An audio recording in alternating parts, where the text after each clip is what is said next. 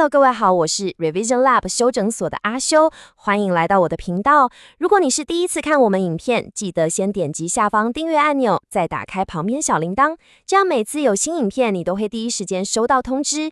也帮我按个赞，让 YouTube 知道你喜欢这种类型的内容，谢谢大家。我们现在正式开始。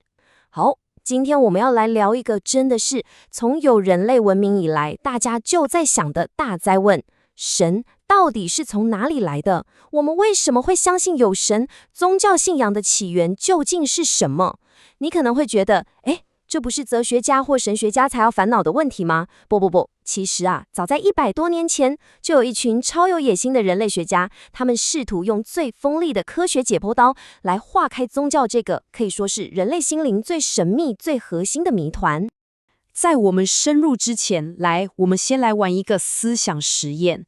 你想象一下，你现在是一位社会科学家，你的老板给你一个任务，为世界上成千上万种宗教找到一个共通的、放诸四海皆准的科学定义。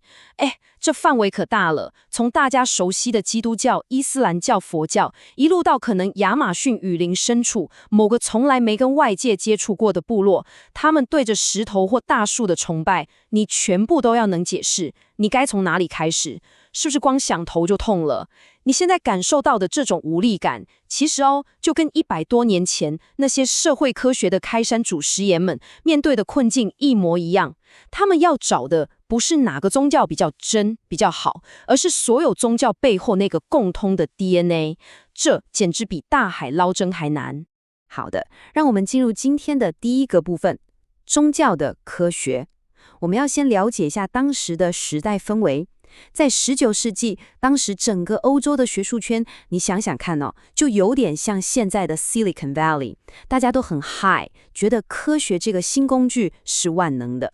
你看，达尔文的演化论解释了生命的起源，牛顿的物理定律解释了宇宙的运行。大家就觉得，既然大自然这种硬邦邦的东西都能找到普遍法则，那我们人类社会、人类文化这种软性的东西肯定也可以呀。所以当时的思想家们真的都充满雄心壮志，想为人类文化、社会，甚至是宗教这种最神秘的领域，找到一个能解释一切的万有理论。就在这样一个充满科学乐观主义的时代，1871年，当，我们今天的主角登场了，一位英国学者，他叫爱德华·泰勒爵士，他出版了一本书，叫做《原始文化》的书。这本书在当时直接投下了一颗震撼弹，因为在这本书里，他提出了一个极其大胆，但又非常非常优雅的理论，试图为全世界所有的宗教信仰找到一个共同的、最原始的起点。他就是我们要认识的第一位宗教科学家。不过，在挑战宗教这个终极大魔王之前，泰勒先做了一件更重要的事，就是打地基。他其实是人类学史上第一个用现代科学意义去定义文化这个词的人。你先不要看这个定义好像很绕口，它背后有一个含义，真的超级重要。重点在哪？在习得这2个字。它意味着什么？它意味着文化，不过你的信仰、你的习俗、你的道德观，都不是你天生就会的，也不是神明直接灌到你脑袋里的，而是你在这个社会里面跟别人学来的。这句话等于是给所有社会科学家一把钥匙，可以去打开宗教这个以前被锁上的黑盒子。因为如果宗教是一种学来的文化，那它就不是神圣不可侵犯的，而是可以被分析、被追本溯源的科学对象。好啦，有了文化这个地基之后，泰勒就要来盖大楼了，他要来正式挑战宗教这个大魔王。我们进入第2部分，最小定义。泰勒的方法很聪明，有点像在做化学提炼。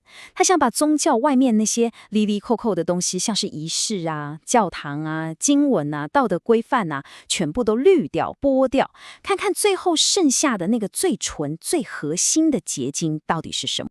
重点来了，泰勒认为全世界所有宗教，不管它后来发展的多复杂、多宏伟，不管你是盖了金碧辉煌的圣彼得大教堂，还是写了几千页的佛经，他说，这一切的源头都来自于一个非常非常简单的初始想法。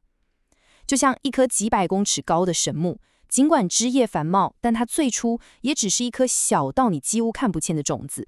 泰勒相信，只要我们找到了这颗种子，就能理解整棵宗教大树是怎么长出来的。那么，这颗所有信仰的共同祖先，这颗神奇的种子到底是什么呢？答案就是这2个字：万物有灵论 （animism）。泰勒给宗教下的最少定义就是这么简单有力，对灵性存在的信仰。大家注意哦，他这里用的词非常精准，他不是说对神的信仰，也不是上帝，也不是佛祖，而是一个更广泛、更基础的概念 spiritual beings， 灵性的存在。为什么这个定义这么厉害？因为他把所有东西都包进去了。你看哦，你阿嬷拜的祖先牌位里面的祖先算不算？算。哈利波特里面的催狂魔算不算？也算。基督教讲的天使跟撒旦当然也算。甚至那个高高在上的上帝本质上也是一个能力超强的 spiritual being， 对吧？这个定义真的太精炼了，涵盖范围极广，几乎找不到反例。好，那你可能会想，相信有灵这种东西，第一反应是不是觉得这不就是迷信吗？超不科学的。但接下来这一点超级重要，也是泰勒理论最天才的地方。他认为我们的老祖宗得出灵魂这个结论，不是因为他们笨，他们天马行空乱幻想，恰恰相反，是因为他们太聪明了。那是一个非常合乎逻辑的理性的推导过程。他把我们的祖先看作是原始哲学家或是山洞里的科学家，他们是在用当时手上仅有的证据，试图为眼前的世界建构一个最合理的解释模型。我们来看看这位原始哲学家是怎么推理的。来，我们现在化身成几万年前的原始人，跟着泰勒的思路来当一回侦探。你每天都会观察到2件让你百思不解的神秘现象。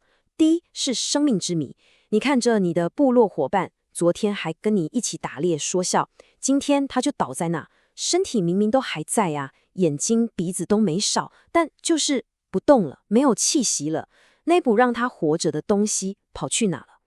第二是梦境之谜，你晚上睡觉梦到你早就过世的阿公，他还拍拍你的肩膀跟你讲话，一切都超真实的。待你一睁开眼，你还在你的山洞里，阿公的坟墓也好好的在外面。那刚刚跟你讲话的那个阿公到底是啥？好，重点来了。泰勒认为，我们的祖先面对这2个看起来完全不相关的谜题，非常聪明的用一个概念，就同时而且非常漂亮地解决了它们。那个概念就是我们今天都熟悉的灵魂。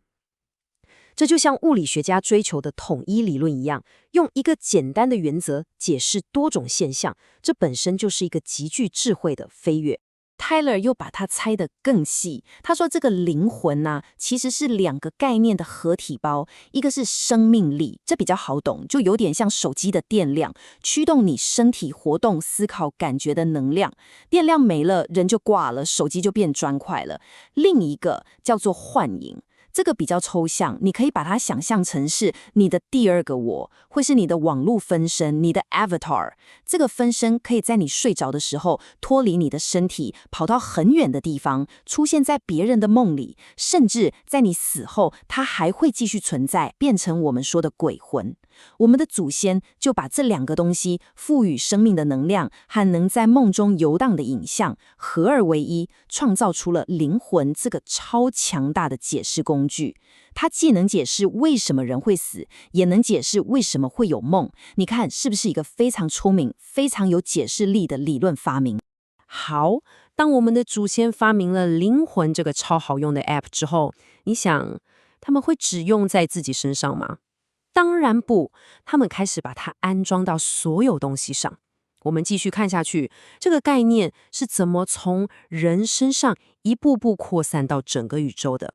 是的，因为灵魂这个理论在解释人类自己这件事上实在太成功了，解释力太强了，所以我们的祖先很自然的就会想，这个解释工具这么好用，是不是也可以拿来解释其他东西？这就有点像你刚学会用铁锤，就会看什么都像是钉子。于是他们开始把这个灵魂模型当做一把万能钥匙，去投射到周遭所有他们看不懂的自然现象上。这个投射的过程大概是这样一步步扩散出去的。OK， 第一步，我们自己有灵魂，就搞定了。再来，人死了，灵魂跑出来变成祖灵或鬼魂，这个也很好想。下一步，那你看那只鹿，它也会跑会跳，也会死掉，看起来跟我们也差不多啊，那它肯定也有灵魂嘛，对不对？好，最后这个逻辑就一发不可收拾了。你看那条河为什么会流，甚至会淹大水？因为里面住了一个河神。那座山为什么那么高？因为有个山神。打雷闪电那么恐怖，那一定是雷神索尔在发脾气啦。最终，整个世界从你脚下的一草一木到天上的日月星辰，都被看作是由各种各样的灵魂或精神所驱动。所以最后，在我们祖先的世界观里，就变成了像英国大诗人米尔顿在《失乐园》里写的这样：亿万灵性造物行走地上，无人得见，无论我等醒时或寐时。这对他们来说，不是什么诗意的想象，而是像我们看得到空气中的灰尘一样真实的存在。整个世界就是一个充满魔法、充满各种神灵的魔兽世界。其实啊，用现代认知科学的术语来说，这叫做意向立场。听起来很学术，但其实我们天天都在用。你有没有骂过你的电脑说，你今天是不是故意跟我作对啊？或是对着你的扫地机器人说，乖，去把那边扫干净。我们都知道它只是机器，但我们习惯把它当成一个有想法、有意图的东西来对待，这样比较好理解。泰勒的理论就是，我们的祖先是把这件事当真了，并且应用到全世界。所以风会吹，不是因为气压差，而是风神在生气；农作物丰收，不是因为阳光雨水充足，而是土地神高兴了。所有的自然现象背后都有一个拟人化的原因。那么，我们今天常说的神，在这个系统里面又算什么角色？很简单，泰勒说，神跟鬼本质上是一样的东西，差别只在于官位大小。就像人类社会有平民、贵族、国王一样，灵性世界也有它的阶级。住在树里河里的小精怪，大概就是基层员工；祖灵恶魔可能是部门经理。那像希腊的宙斯，我们的玉皇大帝这种，就是灵界的大老板 CEO。所以你看，为什么那么多古文明的神都跟人类社会的国王、贵族那么像？因为他们就是用自己社会的结构去想象那个看不见的灵性世界嘛。好，我们来简单整理一下刚刚的内容。泰勒这个理论真的很漂亮，对吧？从一个灵魂的小点，画出了一整个宗教宇宙的线和面。他解释了鬼、神、精怪是怎么来的。但是这个理论虽然很聪明、很有氧，却不完整。它好像少了好几块非常关键的拼图。你想一下嘛，如果宗教真的就只是我们祖先的一套原始科学，一个解释世界的理论，那它为什么会有那么大的力量？为什么有人会愿意为了信仰发动战争、牺牲生命？为什么你在一个庄严的教堂里会突然感觉到一股鸡皮疙瘩的敬畏感？为什么宗教可以定下不可杀人、不可偷盗这种影响整个社会运作的铁律？光是我相信有灵魂这件事，好像撑不起这么大的场面，对吧？所以后来的学者就普遍认为，泰勒这个漂亮的理论有两个超级大的盲点，或者说缺口。第一，它完全忽略了强烈的情感。宗教不只是用脑袋去想的，它更是用心去感受的。它充满了敬畏、恐惧、爱、狂喜这些强烈的情绪。这些泰勒的理论解释不了。第二，他也严重低估了宗教的伦理框架。宗教不只是解释世界，它还告诉你，在这个世界里你应该怎么活。它为整个社会建立了道德和法律的基础。说到底，泰勒的视角是一个非常理性主义，或者说认知导向的视角。他把宗教看成是我们祖先的第一次科学尝试，是一套用来解释世界的原始哲学或原始人百科全书。他非常专注在宗教的解释功能，也就是回答各种为什么的问题。但是它恰恰忽略了宗教另一个，甚至可以说是更重要的功能，那就是塑造世界的力量。宗教不只是被动地解释世界为什么是这样，它更透过强烈的情感体验、集体的仪式和严格的道德规范，主动地去打造一个社群的样貌，凝聚人心，维持社会秩序。它不只是回答为什么，它更回答我们该怎么办。而这些面向正是后来的社会学家，像是涂尔干或韦伯，他们研究的重点。所以，我们可以为泰勒的理论下个结论：万物有灵论绝对是一个天才级的理论初稿。他首次尝试用科学、理性的方法去探讨宗教的起源，并且给出了一个非常有说服力的基础概念——信念。它就像是定义了一辆车的引擎，但是光有引擎，车是跑不动的，对吧？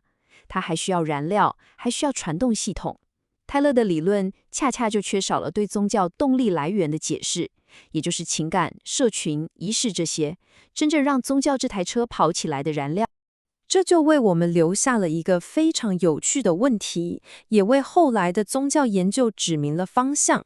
如果说 Tyler 找到的对灵的信念只是宗教的引擎，那么真正让这台引擎发动起来，产生巨大社会力量的燃料和变速箱究竟是什么呢？是集体的仪式吗？是社群的凝聚力吗？还是道德的约束力？这个问题我们留待未来的内容再来深入探讨。